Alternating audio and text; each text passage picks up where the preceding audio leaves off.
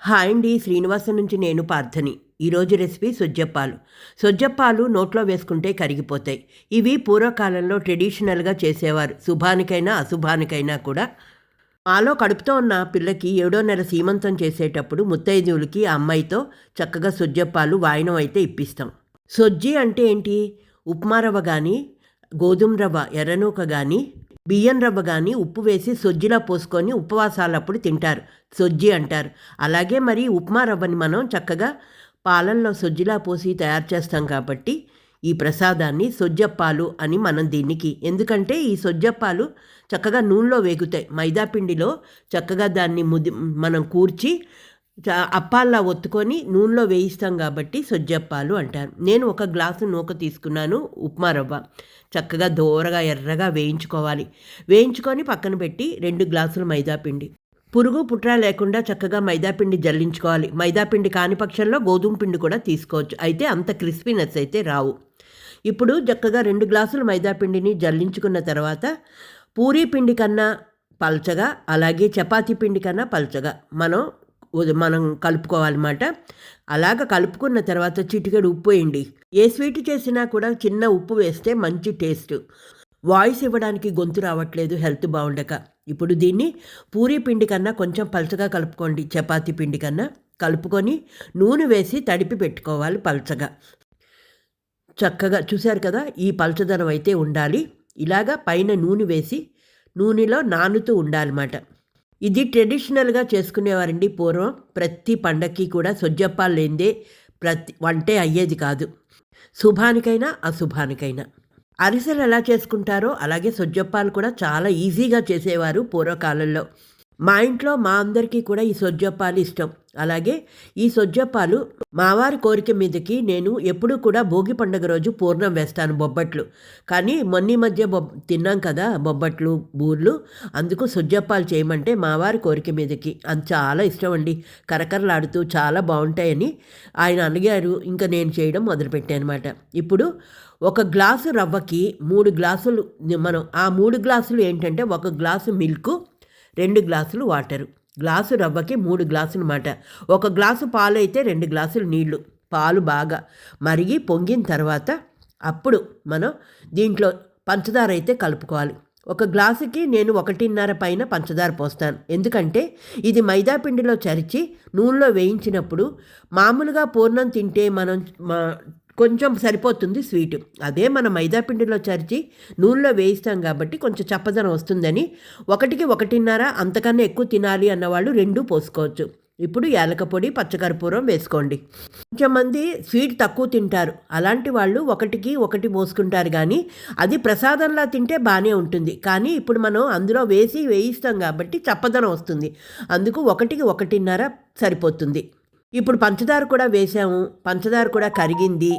ఇప్పుడు వేయించి పెట్టుకున్న ఉప్మా రవ్వ ఉంది కదా, ఈ రవ్వ కేసరిలాగా మనం కలిపేసుకోవాలన్నమాట. అందరికీ తెలిసిందే కదండి రవ్వ కేసరి. అది చక్కగా ఉండలు లేకుండా కలుపుతూ ఉండాలి. ఉండలు వస్తే మళ్ళీ కష్టం. ఇలా ఉండలు లేకుండా ఉప్మా రవ్వని చక్కగా కలుపుకుంటూ వెళ్ళాలి. ఉప్మా రవ్వని దోరగా వేయించుకుంటే మంచి టేస్ట్ అయితే వస్తుంది. ఇందులో మీకు కావాల్సిన వాళ్ళు జీడిపప్పు, కిస్మిస్లు కూడా వేసుకోవచ్చు. కానీ నేనైతే వేయలేదండి, ఎందుకంటే చరిచేటప్పుడు అక్కడ కన్నం పడి నూనెలో వేసినప్పుడు చీరుకుంటుంది అనేసి వేయలేదు. ఇప్పుడు చక్కగా మూత పెట్టి 1 పిసరు నెయ్యి వేయాలి. ఎందుకంటే 2-3 చెంచాలు నెయ్యి వేసారనుకోండి ప్రసాదం చక్కగా రవ్వ కేసరి ఉడుకుతుంది అన్నమాట. నెయ్యి వేసి మూత పెట్టి ఉంచారనుకోండి చక్కగా ఉమ్మగిల్లుతుందండి. ఎంత అంటే పూసలాగా చక్కగా వస్తుంది. ఎప్పుడైతే ఈ రవ్వ కేసరి ప్రసాదం చక్కగా వచ్చిందో మనకి సొజ్జప్పాలు చెప్పినట్టు వస్తాయన్నమాట. ఎక్కడ ఏడిపించవు. మైదాపిండి చక్కగా కలుపుకోవాలి. ఈ సొజ్జప్పాలకి ఈ రవ్వ కేసరి కరెక్ట్గా రావాలి. అప్పుడు కళ్ళు మూసుకొని చేయొచ్చండి ఎవరైనా సరే. ఇప్పుడు నేను మూత పెట్టి కొంతసేపు మగ్గించాను.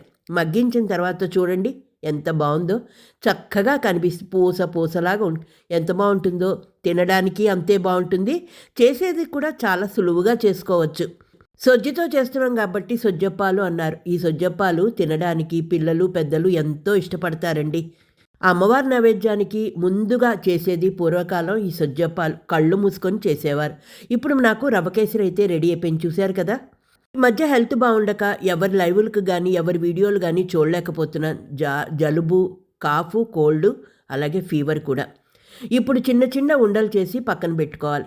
మైదా పిండి చూడండి, నూనెతో తడిసింది కదా, అది నూనె చేతికి రాసుకొని మైదా పిండి తీసుకొని చక్కగా చేతి మీద చరుచుకోవాలి. మైదా పిండి పలచగా చేసి ఈ చేసుకున్న రవ్వ కేసరి ప్రసాదం ఉండల్ని అందులో పెట్టి చక్కగా మూసేయాలి. 4 వైపులా మూసుకున్నాం అనుకోండి, చక్కగా తయారవుతుంది. దాన్ని ఒక అరిటాకు కానీ లేకపోతే పాలిథిన్ కవర్ కానీ తీసుకొని దాని మీద అప్పల్లాగా సైజు చరుచుకోవాలి. మరీ పలచగా కాదు, అలా అని మరీ దలసరిగా కాదు. మనకి తెలుస్తుంది నూనెలో వేసినప్పుడు ఎలాగ రావాలి అన్నది మనకి తెలిసిపోతుంది. ఆ విధంగా చక్కగా అరిటాకులు దొరికితే చాలా మంచిదండి. అరిటాకు మీద మంచి చరిచినప్పుడు అది నూనెలో వేగినప్పుడు మంచి వాసన కూడా వస్తాయి. కానీ అరిటాకు మీకు సదుపాయం లేనప్పుడు ఇప్పుడు పాలిథిన్ కవర్ అయితే ప్రతి ఒక్కరికి పాలిథిన్ కవర్ అందుబాటులో ఉంటుంది కదా. నేనైతే బటర్ పేపర్ తీసుకున్నాను. బటర్ పేపర్ తీసుకొని చక్కగా ఇలా ఉండలన్నీ చేతి మీద చరుచుకొని దాంట్లో ప్రసాదం ఉండలు పెట్టి నేనైతే చేసుకున్నాను.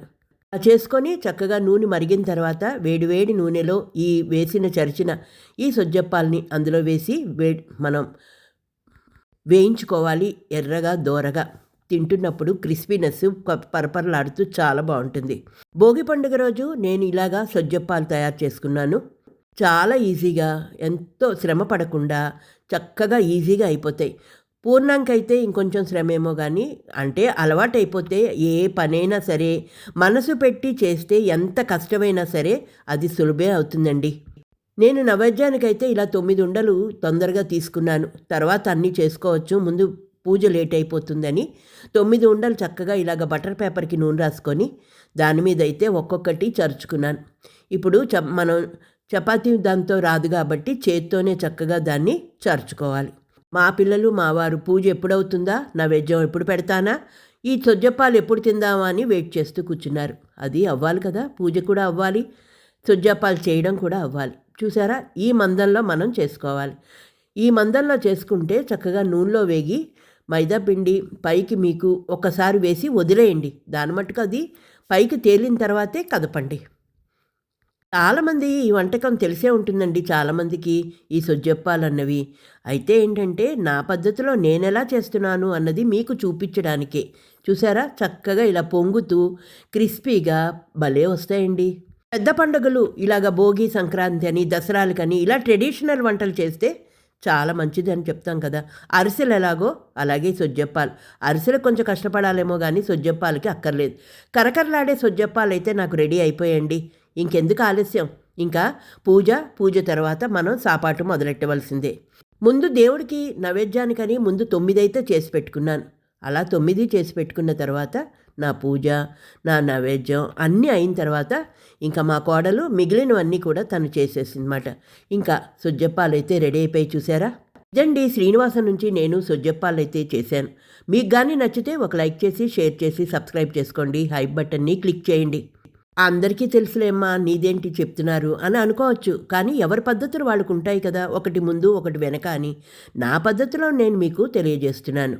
ట్రెడిషనల్ వంట సొజ్జప్పాలు బాగుందా, నచ్చిందా? నచ్చితే ఇంకెందుకండి ఆలస్యం, మీరు కూడా చేసుకొని తినచ్చు. మరొక కొత్త రెసిపీతో మళ్ళీ మీ ముందుకి, మీ పార్థ.